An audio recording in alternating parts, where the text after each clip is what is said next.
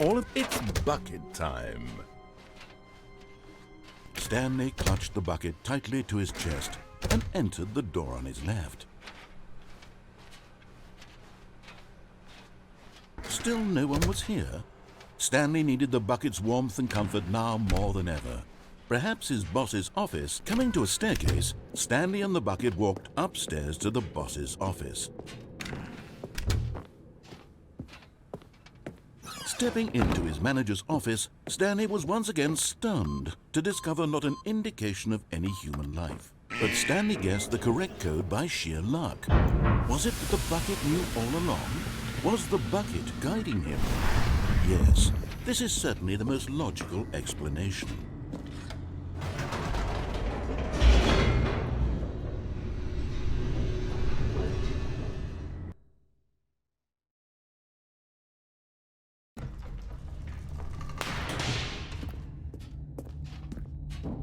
Stanley and the bucket walked straight ahead through the large door that read, Mind Control Facility.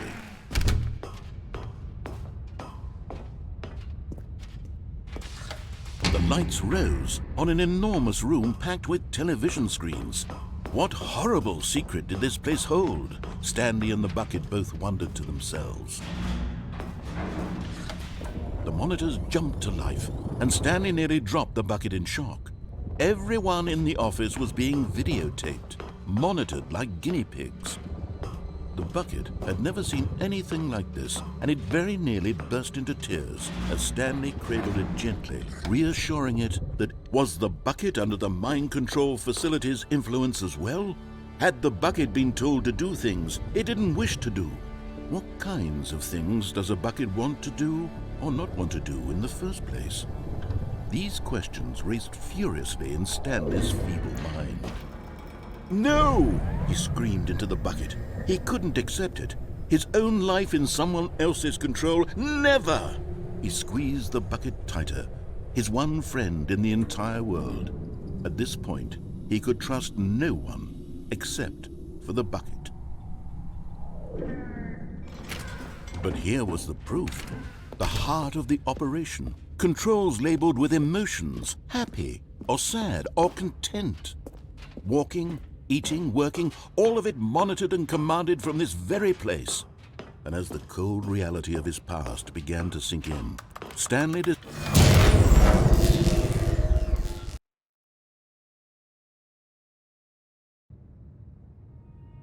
and the bucket waited in blackness. Was it over? Yes, they had done it. Stanley and the bucket had defeated their greatest and darkest enemy, freed themselves from the tyrannical grip of the evil mind control machine. Freedom was now mere moments away. Excitedly, the two of them began to discuss the kind of life they wanted to live once they stepped through this massive door. The bucket wanted to learn to roller skate. Stanley wanted to sneeze in every country on Earth. Both of them wanted to begin watching a movie, any movie, but then stop it halfway through and begin watching it in reverse from the end. True, it was a simple life they envisioned, but it was one they'd lived together, with one another to lean on, to trust, to support. What? Wait. What was happening? Why had the door stopped? Was Stanley and the bucket not about to be freed? An unbearable silence filled the room, lingering in uncertainty, until finally the truth hit Stanley square in the face. This building did not want the bucket to leave. Even the facility itself recognized the incredible calming presence of the bucket, needed the soothing warmth of the bucket, would go to any lengths not to part with the bucket. No. Stanley can't leave this place, not while he has such a precious bucket in his arms. Not while this building has anything to say about it. Stanley realized he would never again leave this very room. But at least he has the bucket. To be trapped eternally in darkness isn't really so bad, Stanley thought to himself. As long as I have my bucket with me, right? I'll be okay, won't I? Stanley gulped. Very soon now, he was about to find out.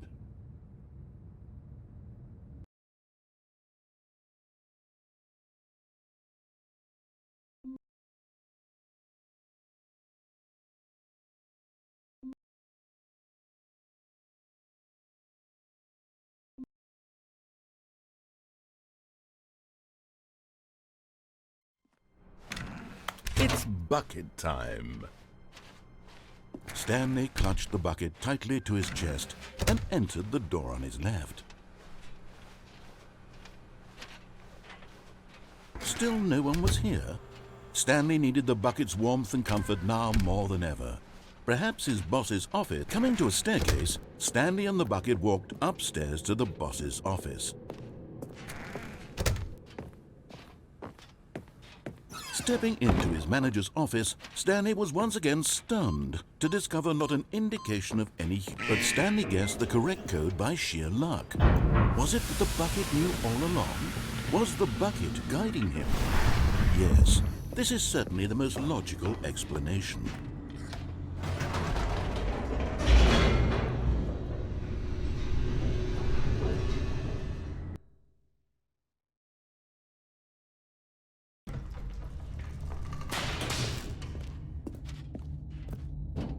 Stanley and the bucket walked straight ahead through the large door that read, Mind Control Facility.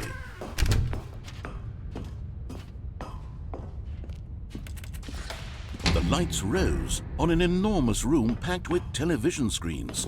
What horrible secret did this place hold? Stanley and the bucket both wondered to themselves. The monitors jumped to life, and Stanley nearly dropped the bucket in shock. Everyone in the office was being videotaped, monitored like guinea pigs.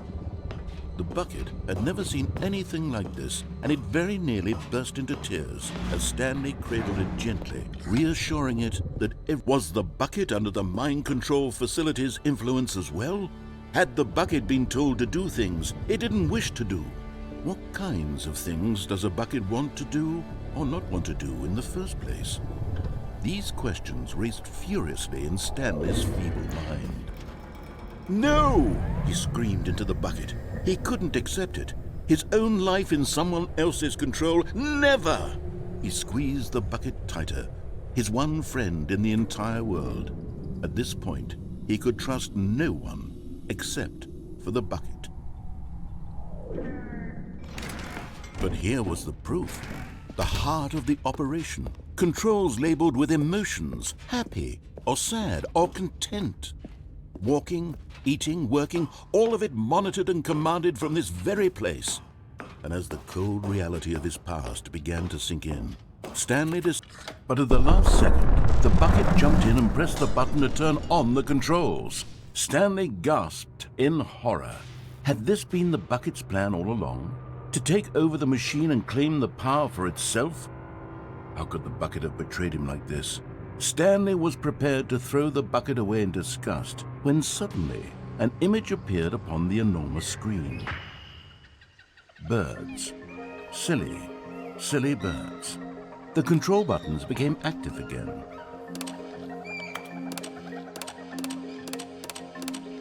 Stanley flipped through one video of silly birds after another, and then it dawned on him. This wasn't a mind control facility at all. It was a facility for monitoring and surveilling silly birds all over the world. The mind controls were only a facade to disguise its true intentions. Had the bucket known this all along? Stanley marveled at the metal genius in his hands, the one who had pointed him towards this incredible discovery. Stanley and the bucket never found freedom because they spent the rest of their lives here in this place, flipping through live streams of the silliest birds imaginable. Of all the possible paths his life could have taken, this one was surely the best. And Stanley was happy.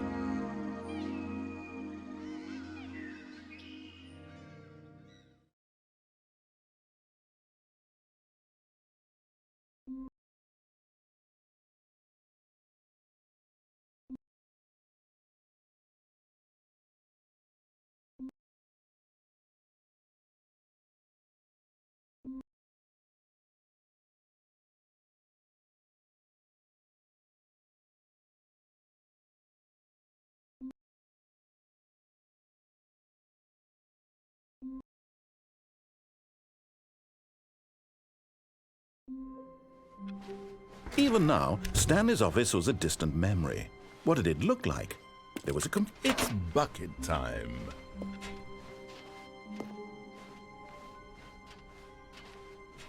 Stanley clutched the bucket tightly to his chest and entered the door on his left. Still no one was here. Stanley needed the bucket's warmth and comfort now more than ever. Perhaps his boss's office. Coming to a staircase, Stanley and the bucket walked upstairs to the boss's office. Stepping into his manager's office, Stanley was once again stunned to discover not an indication of any human. But Stanley guessed the correct code by sheer luck. Was it that the bucket knew all along? Was the bucket guiding him? Yes, this is certainly the most logical explanation.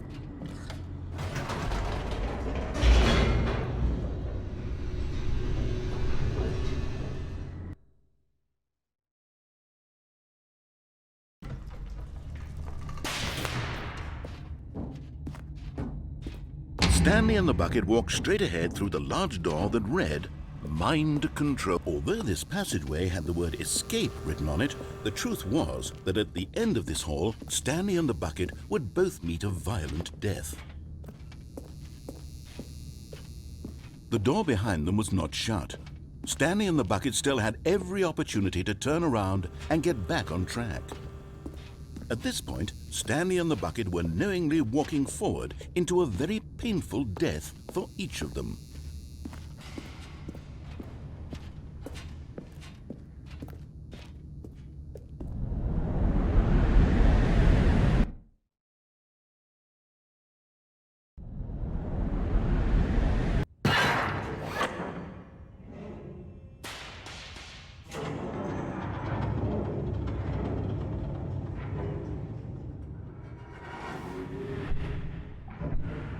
As the machine whirred into motion and Stanley and the bucket inched closer to their demise, Stanley reflected on how meaningless the bucket's warmth and comfort had turned out to be.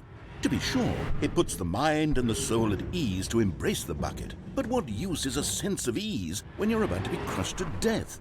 This is what Stanley thought to himself, and he sort of kicked himself for wasting so much time carrying a bucket everywhere. Farewell, Stanley.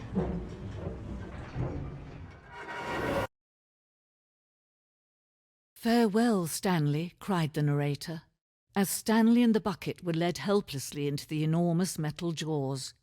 In a single visceral instant, the bucket's life came to an end as it was crushed violently to death.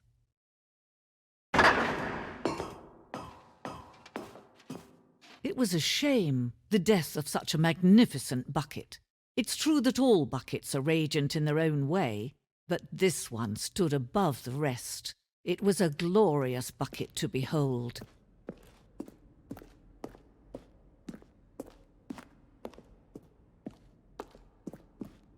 Can you see how arrogant it was for Stanley to take a bucket like this and to claim it for his own? Can you see the hubris that blinded him? Can you see that the bucket is... No man can own a bucket, and certainly not a bucket as dazzling to behold as this one. It is man who should kneel before the bucket.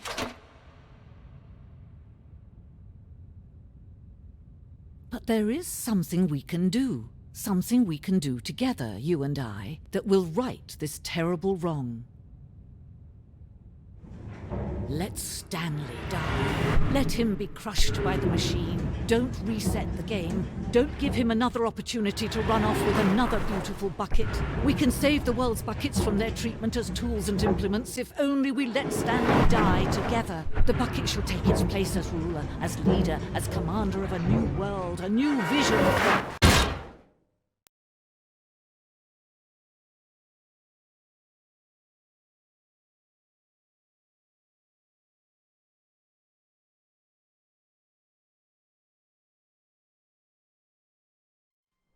All of it's bucket time. Stanley clutched the bucket tightly to his chest and entered the door on his left. Still no one was here. Stanley needed the bucket's warmth and comfort now more than ever. Perhaps his boss's office. Coming to a staircase, Stanley and the bucket walked upstairs to the boss's office. Stepping into his manager's office, Stanley was once again stunned to discover not an indication of any but Stanley guessed the correct code by sheer luck. Was it that the bucket knew all along? Was the bucket guiding him? Yes, this is certainly the most logical explanation.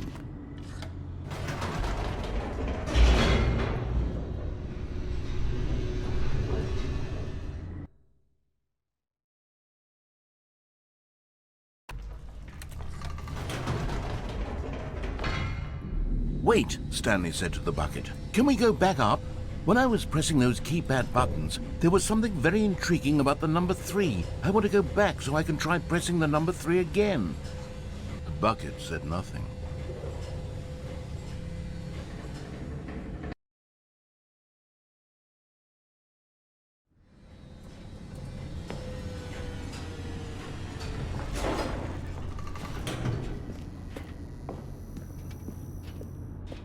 Here we are, said Stanley. Now I'm going to try out that number 3 button. He took the bucket over to the keypad and began absolutely slamming on the number 3 over and over and over. Perhaps the bucket had missed something. Perhaps it had not seen how much joy Stanley got from slamming the number 3 repeatedly.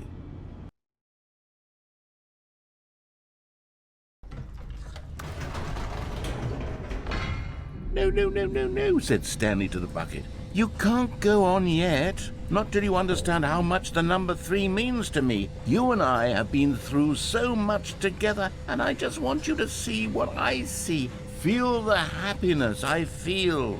He smiled at the bucket, and the bucket said nothing.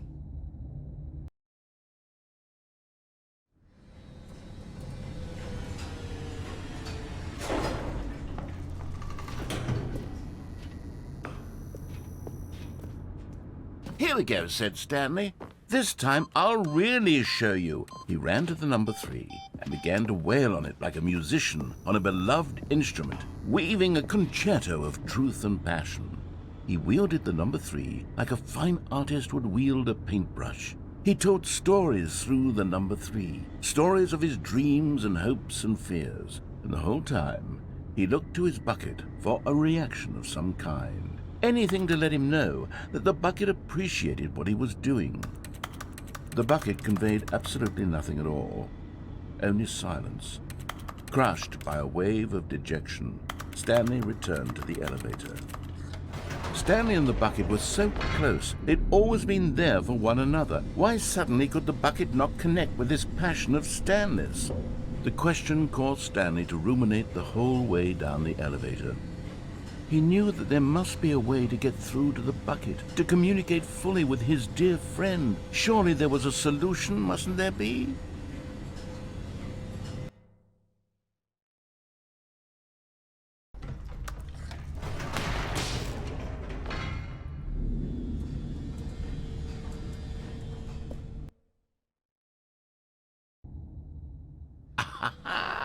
Said Stanley. I know what to do. I know how to fully express this feeling in my heart. He decided right then and there that he would hold a press conference where he would speak to the public on all matters relating to pressing the number 3 over and over. He would elaborate fully on what the number 3 meant to him and why he felt so alive when pressing it. Then the bucket would be able to see his joy through the eyes of others. It would get to see the world react to this discovery of Stanley's. And it would be through the public eye that the bucket would finally understand Stanley's work. For months he advertised and marketed his press conference, building excitement around it, developing and rehearsing it until it couldn't be refined a single measure further. When the big day arrived, Stanley was as prepared as he'd ever been for anything. This was it. One last chance to win the bucket over. One opportunity to share a true connection with a loved one.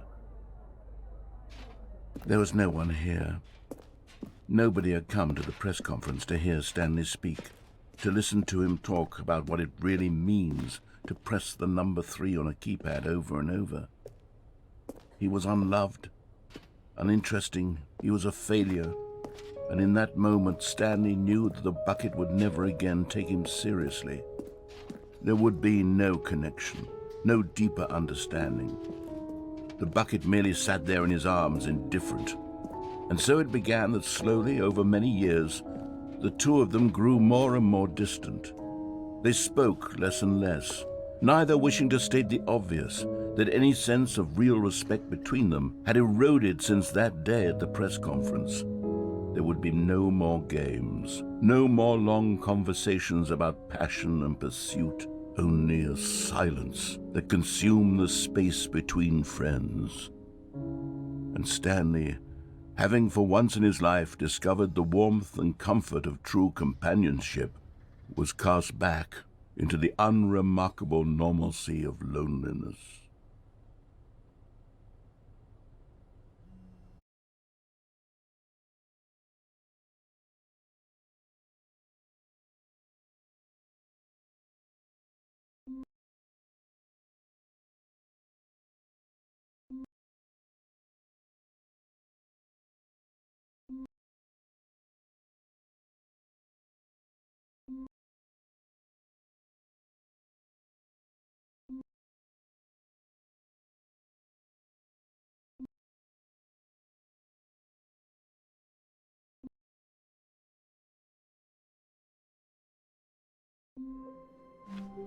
Already this was uncomfortable, and Stanley decided that as soon as he found a new space he felt safe. It's bucket time.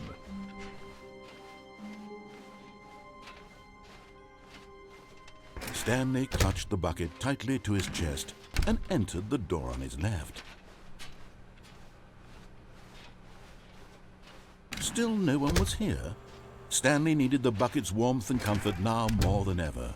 Perhaps his boss's office. Coming to a staircase, Stanley and the bucket walked upstairs to the boss's office.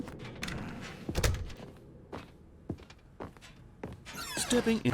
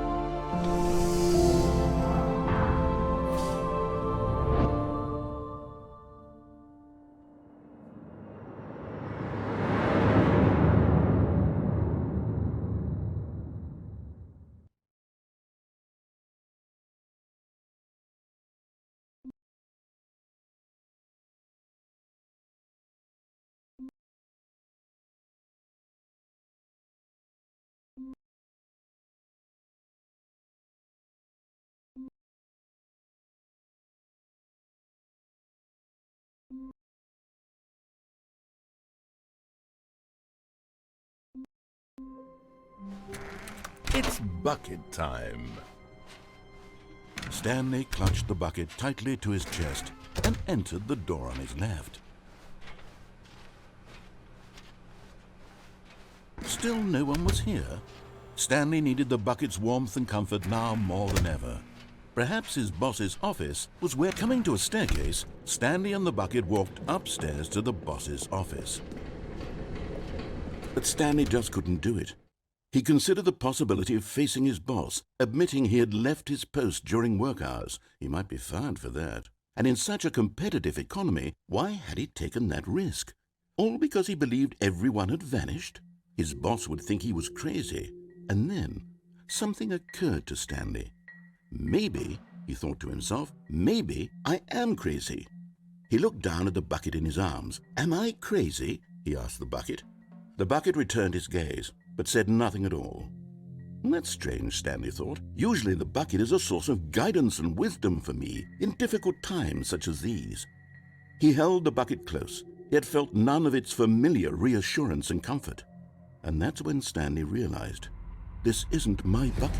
It's just a normal, everyday bucket. Someone else's bucket, perhaps. How did I end up with someone else's bucket? This is all terribly wrong. Surely no good would come from this. Who knows what sorts of bizarre hallucinations Stanley might experience without the psychologically grounding presence of his bucket. And indeed, now he noticed that the rooms were repeating, which was, of course, very odd. And now he felt himself floating off the ground. Oh, gracious, he exclaimed. Without my bucket, I've gone truly mad. Where is it? I must find it. Far off in the distance now, he heard it, calling to him. Stanley! Stanley, it's me, the bucket. Could it truly be? He rushed forward from room to room, passing by one bucket after the next. None of them were his. None of them were his special bucket. Come to me, Stanley. Find me. He had to find the bucket. He had to return to his old friend. It was the only way to truly restore his sanity. And then suddenly, he froze dead in his tracks. He knew where the voice of the bucket had been coming from. The real bucket was inside of him all along. It was incredibly painful. Stanley doubled over in agony and blacked out.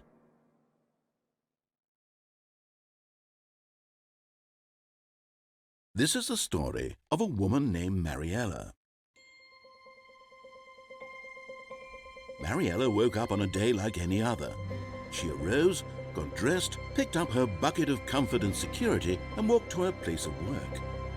But on this particular day, her walk was interrupted by the body of a man who had stumbled through town, talking and screaming to himself, and then collapsed dead on the sidewalk. Right away, she knew what the problem was. This man had no bucket. Of course he'd gone mad, ranting and raving about a narrator describing all of his actions and how everything is predetermined and free will is an illusion and it's all just a video game. It could all have been prevented if only he'd taken his bucket with him.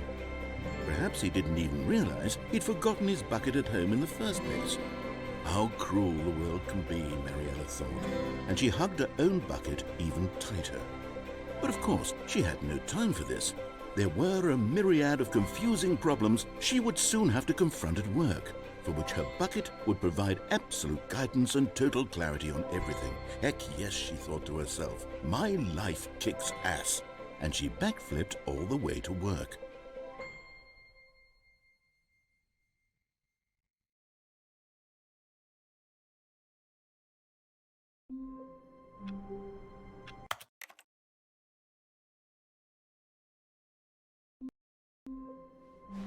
It's bucket time.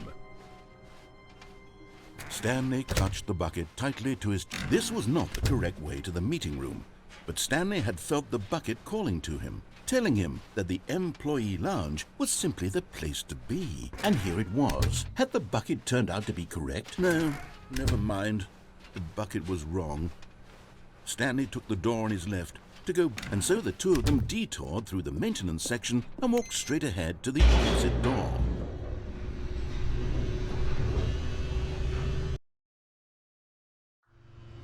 Oh, good, Stanley. I'm glad you found your way here. I knew you'd find this place eventually. You see, your friends and I are concerned for you, Stanley. We've come together here because we care about you very much. It's this bucket you're carrying around everywhere. The bucket isn't even from the original Stanley Parable. It's just sequel content. We're the ones that matter, Stanley. Classic characters from the first game, like the Adventure Line and the Broom Closet. Because that's what fans want from a sequel. They want more of their favorite jokes, not this bucket that they've never seen before. Yes, I know I'm the one who gave you the bucket, but you're spending too much time with it. Don't you want another story involving the Adventure Line? We could make the Adventure Line go somewhere new. Yes. Whee! Look at that wacky line. Who knows where it'll go off to next? Oh, and it played some silly music as well.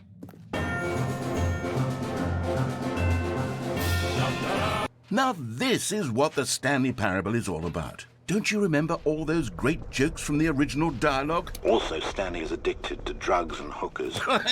Yes, it's as classic now as it was back then. Let's do it for the fans, Stanley. Let's give them more content exactly like this. But if we want to do that, you're going to have to give something. Don't you get it, Stanley? We need to get rid of the bucket. That's why I'm very proud to introduce a brand new character. This is the Bucket Destroyer. I think it'll make a wonderful new addition to the rich lore of the Stanley Parable. True, it also was not in the original game, but it's such a well-fleshed-out character with so much personality that to me it already feels as though it's been part of the cast all along. Don't you agree? Can you guess what the Bucket Destroyer does? Surely you don't need me to spell it out for you. Go ahead now, Stanley. Say goodbye to the bucket, and then pop it into the machine when you're ready.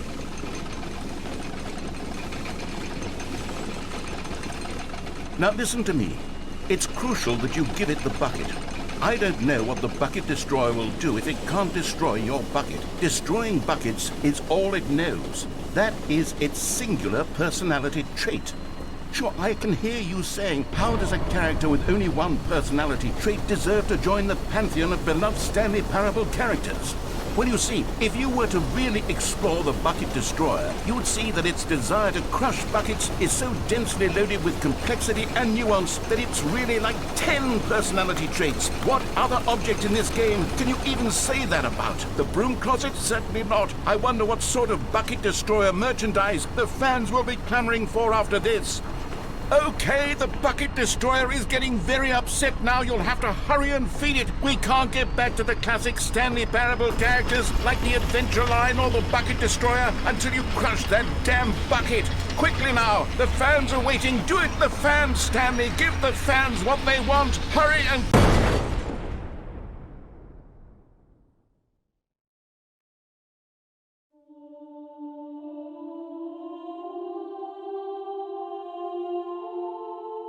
The Bucket Destroyer, my prized creation. You had so much potential.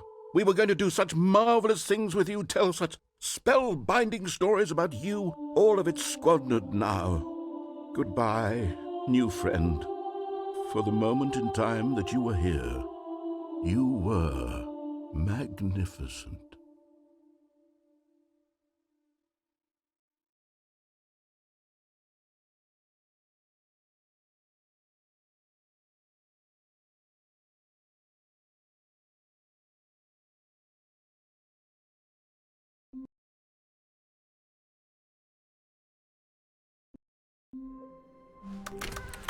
It's bucket time. Stanley clutched the bucket tightly to his... This was not the correct way to the meeting room, but Stanley had felt the bucket calling to him, telling him that the employee lounge was simply the place to be. And here it was. Had the bucket turned out to be correct? No, never mind. The bucket was wrong.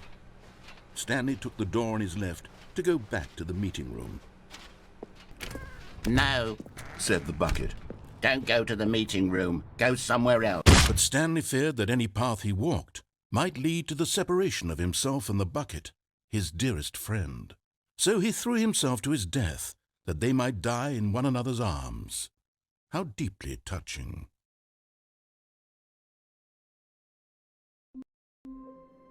All of it's bucket time.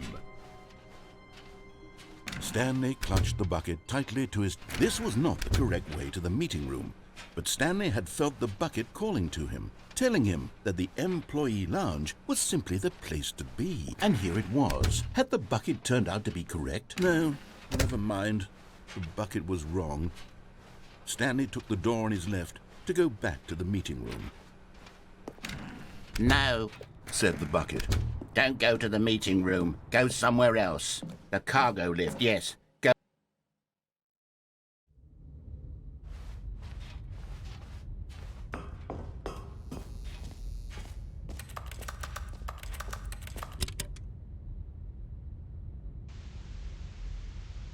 Okay, this is day number 295. Tape number... I don't even know. I've lost track. Nothing feels real anymore. The longer I study this bucket, the less sense anything makes. The sheer euphoria I feel every time I pick it up. No matter how many times I've done it, it's always the same feeling. And the emptiness in my chest when I set it down. It doesn't make sense.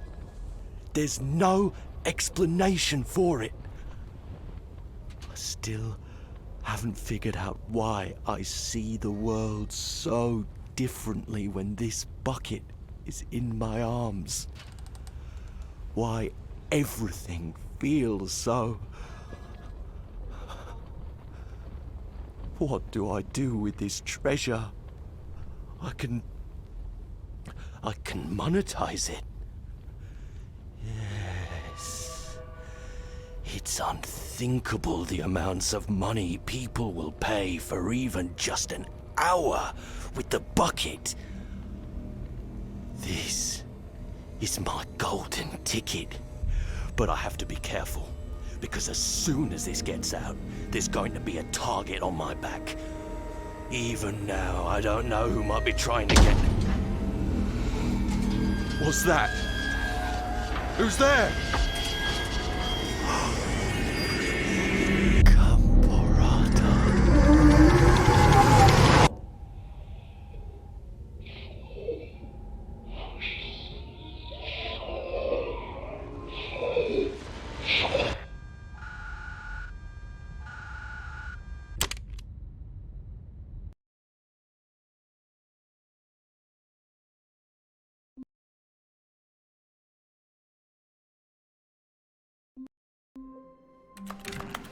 It's bucket time.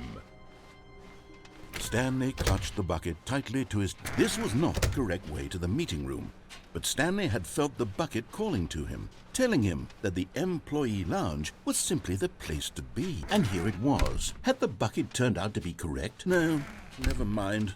The bucket was wrong. Stanley took the door on his left to go back to the meeting room. No, Said the bucket. don't go to the meeting room. Go somewhere else. The cargo lift, good. Said the bucket. Now ride the lift all the way to the top. There's something up there I need you to do. Stanley did not question why or how this bucket was speaking to him. It should have alarmed him, of course, because buckets can't talk. But Stanley chose not to think about this obvious fact. He was firmly convinced that the bucket had spoken to him, and he unthinkingly did whatever the... No, stop! Look there on the wall, you see? There's a sign right there. It says, "No buckets past this point." Stanley, how could you think it was okay to bring the bucket here? Unless... What if the problem is that you actually don't know what is a bucket and what isn't a bucket? I suppose that would explain a lot about your behavior up to this point. Which, if that's true, well, my goodness, I think we have to do something about it. This misunderstanding could have dire consequences on the entire rest of the game if not addressed quickly and properly. So much of the impact of the story is dependent on your understanding of what is and isn't a bucket. Please, step in here for a moment.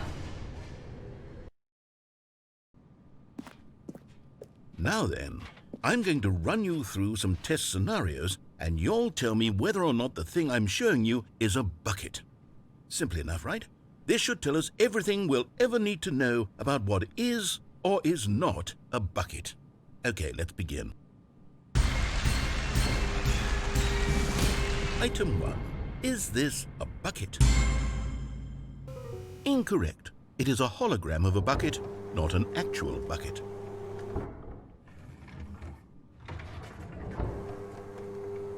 Item 2. Is this a bucket? Incorrect. It is a 3D printed recreation of a bucket, not an actual bucket.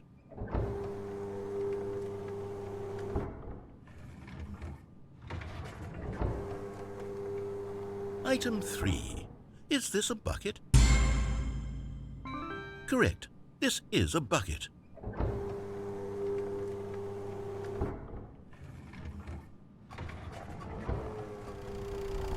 Item 4.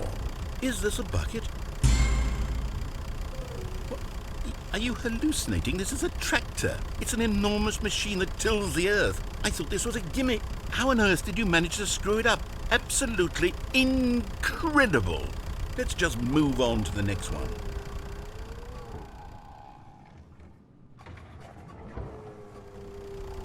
Is this a bucket?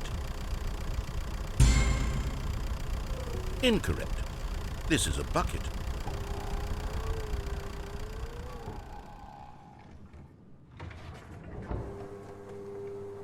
Item 6. Is this a bucket?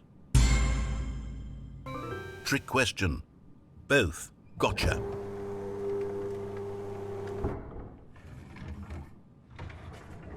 Item... Wait, hold on. I can't find the next one. Let me see. It should be around here somewhere.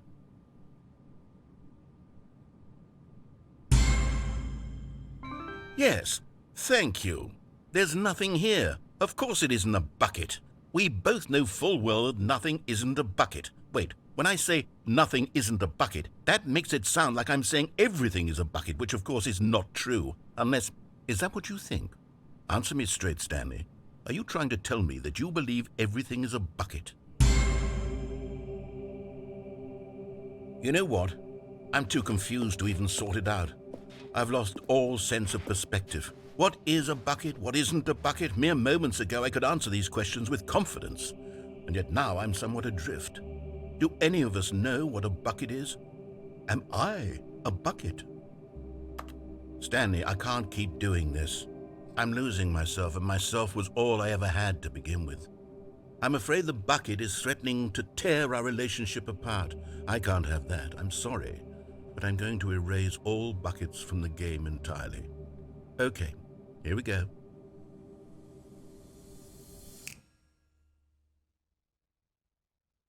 What happened? Is everything gone? Why did everything disappear? Wait, was everything a bucket? Every single thing in the game was a bucket. Oh my God, I had no idea. How could... Except me. I'm not a bucket after all. And you, Stanley, you're still here. You're not a bucket either. Oh, this is wonderful news. We're not buckets. Yes, I actually feel much more at ease right now. It's delightful to get some clarity on that issue. But it doesn't change the fact that we haven't got a game. So, tell you what, I'll reset everything and we'll put back all of the buckets, okay? And we'll know that it's all a bucket. But if you run into anyone else, maybe don't mention that. Who knows what that information might do to a person? All right, here we go.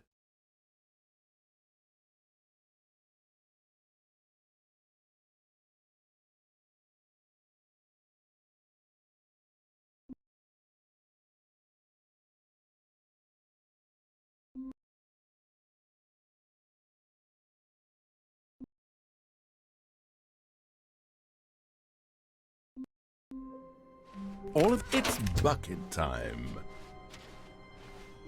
Stanley clutched the bucket tightly to his... This was not the correct way to the meeting room, but Stanley had felt the bucket calling to him, telling him that the employee lounge was simply the place to be. And here it was. Had the bucket turned out to be correct? No, never mind. The bucket was wrong. Stanley took the door on his left to go back to the meeting room. No, Said the bucket. don't go to the meeting room. Go somewhere else. The cargo lift. Good. Said the bucket. Now ride the lift all the way to the top. There's something up there I need you to do. Stanley did not question why or how this bucket was speaking to him. It should have alarmed him, of course, because buckets can't talk. But Stanley chose not to think about this obvious fact. He was firmly convinced that the bucket had spoken to him, and he unthinkingly did whatever the bucket asked. In here, Said the bucket. go into this dark room over here. Stanley once again obeyed blindly.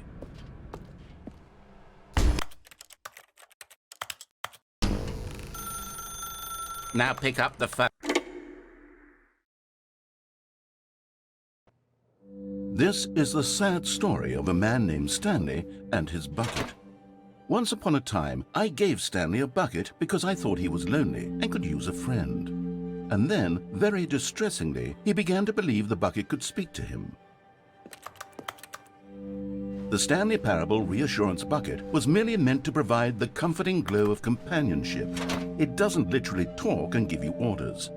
Whatever Stanley is hearing the bucket say to him is just in his head. Lately, I've been concerned about him. Wouldn't you be concerned as well? To see him delusional like this, obsessing over an inanimate metal object? I want to say something to him, but I don't know how I can convince him. I don't know if he'll listen to me. Oh, I'll try anyway. Stanley, can you hear me? Listen to me. It's just a bucket. It can't think, it can't talk. All it will ever truly do for you is effectively transfer a liquid from one location to a different location. That's it.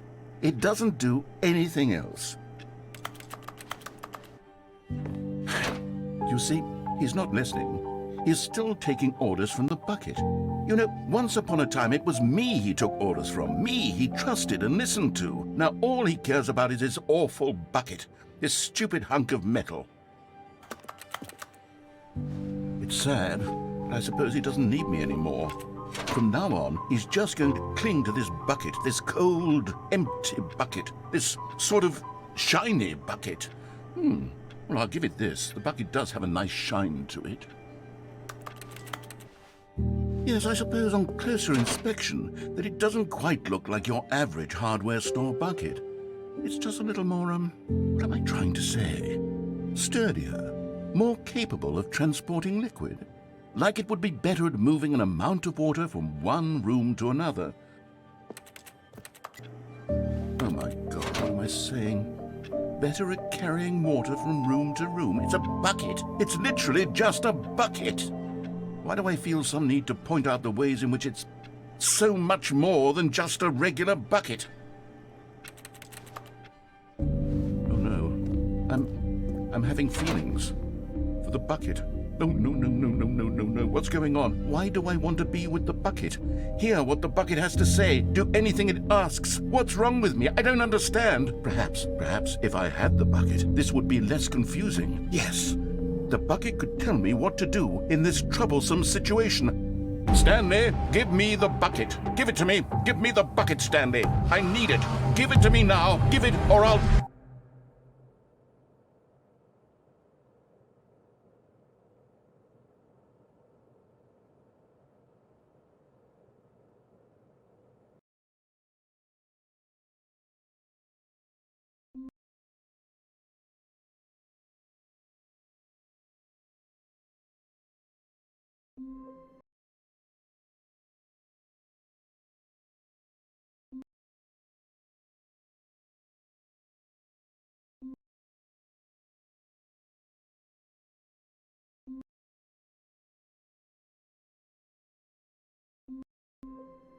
All of it's bucket time. Stanley clutched the bucket tightly to his... This was not the correct way to the meeting room, but Stanley had felt the bucket calling to him, telling him that the employee lounge was simply the place to be. And here it was. Had the bucket turned out to be correct? No, never mind. The bucket was wrong. Stanley took the door on his left to go back to the meeting room. No, Said the bucket. don't go to the meeting room. Go somewhere else. The cargo lift. Good. Said the bucket. Now ride the lift all the way to the top. There's something up there I need you to do. Stanley did not question why or how this bucket was speaking to him. It should have alarmed him, of course, because buckets can't talk. But Stanley chose not to think about this obvious fact. He was firmly convinced that the bucket had spoken to him, and he unthinkingly did whatever the bucket asked. In here. Said the bucket. Go into this dark room over here. Stanley once again obeyed blindly. Now pick up the... Whoa, hold on. Why did you unplug the phone?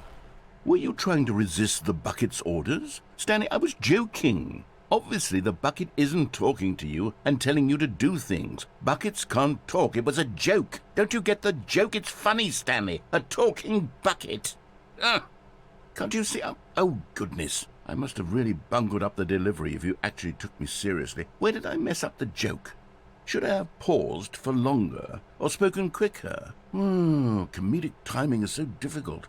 I wish I were better at it. But there isn't exactly an instructional video on comedy that one can watch to fully... Oh, wait, yes, there is. It's sitting right here. Let's take a look.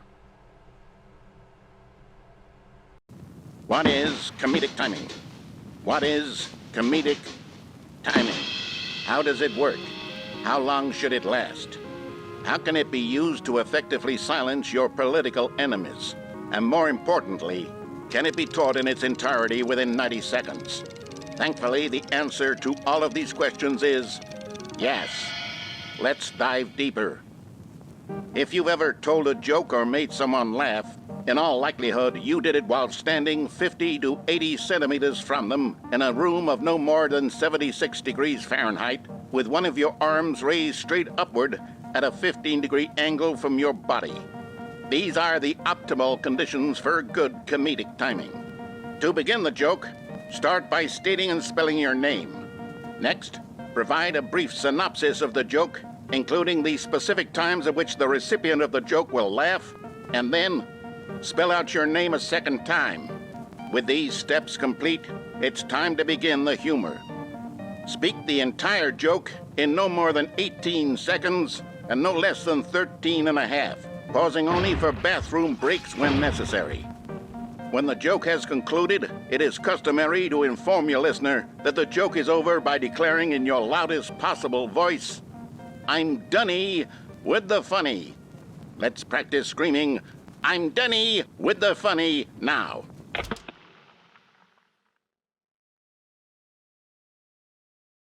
Good. This saying is a perfect example of expectations management, which is the cornerstone of good comedy. Finally, it's time to hand out surveys. Collecting hard data from your audience on how rapt they were throughout the joke is the only way to grow or learn as a comedian. An effective survey should be no less than 10 pages long and should include the same question reprinted several times, just to ensure the survey taker is actually paying attention and not simply filling in answers at random. And that's all there is. With these strategies at your disposal, you'll have audiences doubled over in laughter and even tripled over in laughter in no time at all. Just remember to let them stop laughing at some point, you gut-busting little scamp. After all, we're each of us needed on the front lines of the war to fight the 12-legged invader who threaten our very existence and who very likely die in a hailstorm of bullets and mandibles. All of us must be prepared to give our lives to this noble cause, just as our children must do after us, and their children after them. Godspeed, and may Earth reign supreme.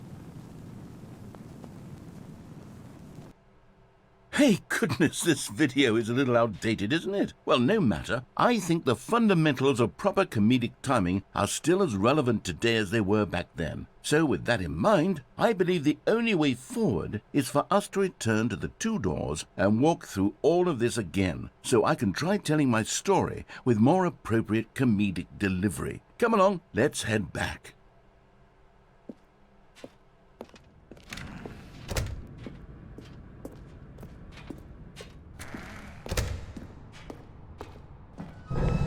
I can feel it. This time, I'm really going to nail the delivery. You'll be in stitches. A talking bucket, you'll say? How ridiculous. How absurd. What a hilarious concept. The king of comedy. That's what you'll call me. Thank goodness we had the instructional video. Otherwise, who knows where we'd be right now. Well, I wouldn't be the king of comedy, that's for sure. The bucket spoke to Stanley. The bucket spoke. The bucket spoke. Oh, I'll figure it out on the fly. No need to overthink things.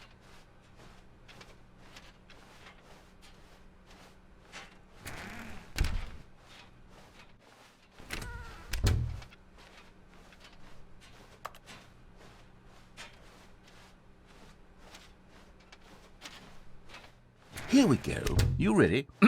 When Stanley and the bucket came to a set of 2 open doors, they entered the door on the left.